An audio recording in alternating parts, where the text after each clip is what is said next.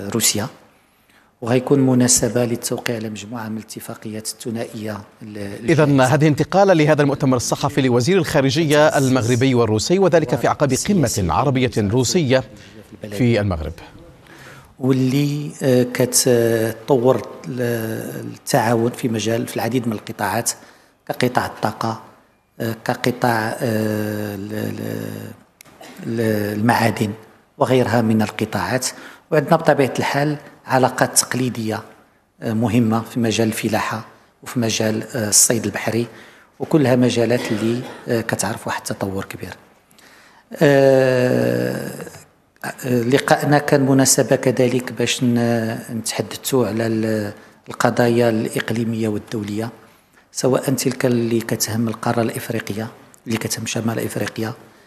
بحال قلت في الصباح، روسيا عضو دائم في مجلس الأمن، روسيا فاعل مؤثر في مجموعة من القضايا، والمغرب كان دائما كيشوف في روسيا الشريك اللي يمكن له يتعامل بشكل إيجابي في مجموعة من القضايا. تحدثنا بطبيعة الحال في قضية الصحراء المغربية باعتبار أنها قضية كتجي في مجلس الأمن والموقف الروسي من هذه القضية، وتحدثنا على قضايا أخرى، الوضع في ليبيا، الوضع في الساحل وغيرها، واللي كتهم روسيا الاتحادية كما كتهم المملكة المغربية من منطلق جوارنا مع هذه المناطق، ومنطلق الدور المهم اللي كتقوم به المملكة المغربية بقيادة جلالة الملك، سواء في الملف الليبي أو في منطقة الساحل وفي القارة الإفريقية ككل.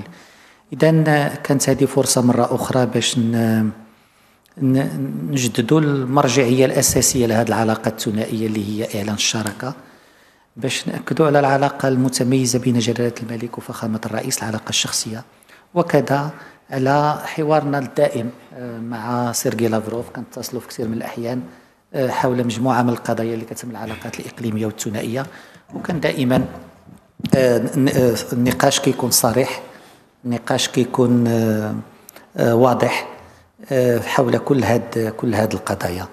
وبالتالي فكان ضروري أن في إطار عقد المنتدى أن يكون هذا اللقاء الثنائي.